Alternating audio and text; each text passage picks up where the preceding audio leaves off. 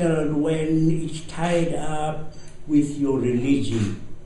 You know, I mean, you go to the temple and you hear the priest saying, in a way, it doesn't really matter too much.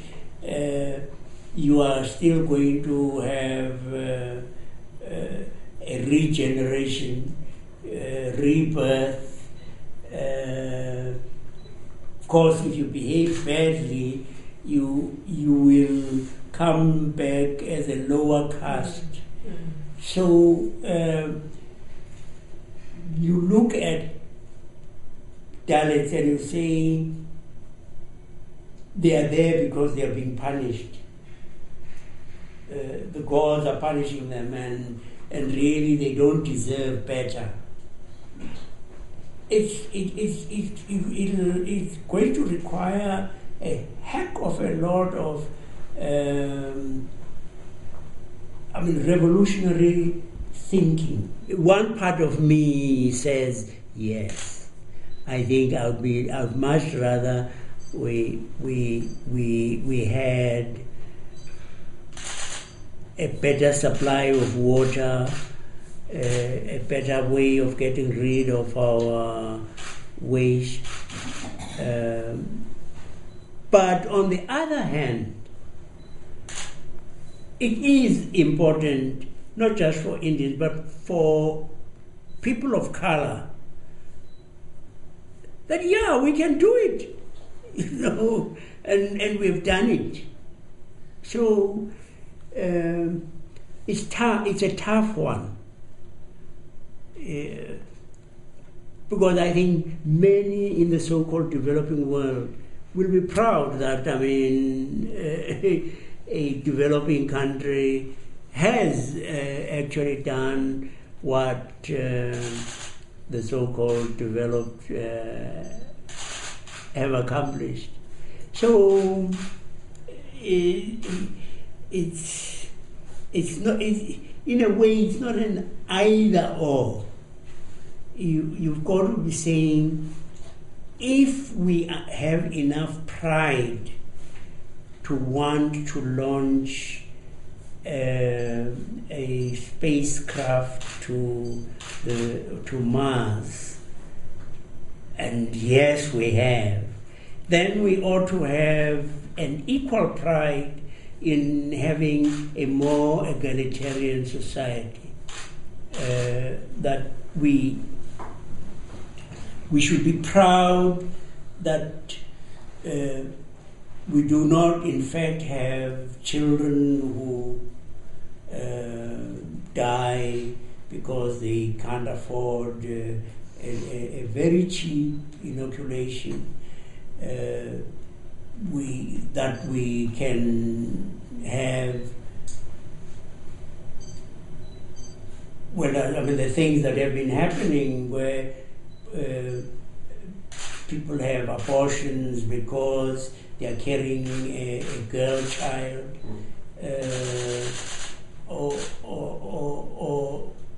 the whole thing of child marriage. You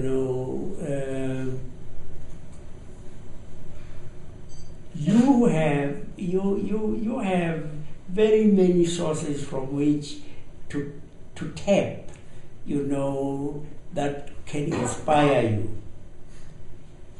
I mean, you were among the first to have women being leaders of your country and accepted as leaders in the world. And you have one of the best judicial systems in the world, and I think, you should be holding up these things and bragging about them a little bit.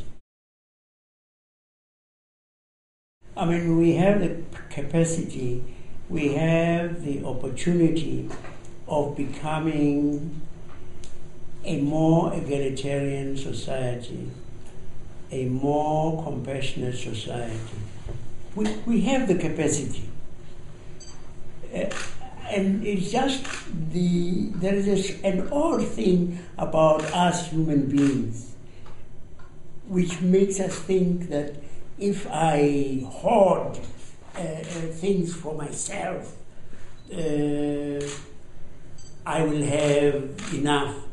If I share,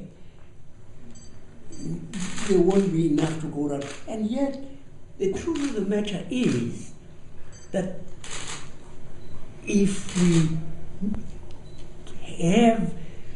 give people the opportunities, especially maybe the poor, giving them the chances to get educated, to be paid reasonably well, you can't understand, why it is that we don't think that if you have people who have a reasonable amount of money, your economy gets better, not worse. I certainly can't understand why something so obvious should take so long for us to incorporate into our system. That when you have people who are reasonably well off, they almost always tend to have smaller families.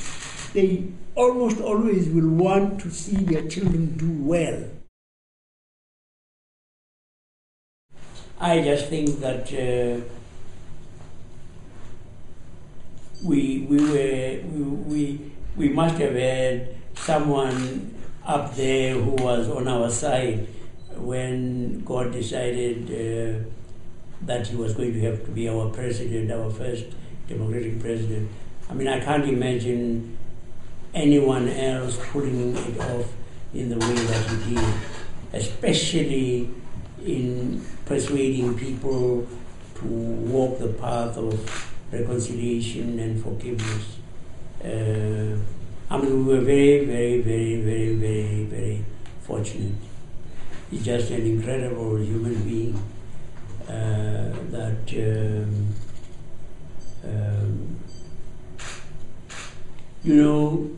he's not a great speaker, and yet people could sit and listen to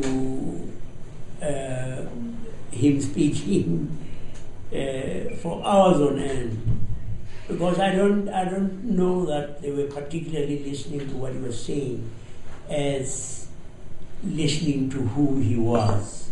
They knew that here was someone, as others had, who had given his life, who actually had said that if need be, he would be ready to die for the ideal that he had espoused.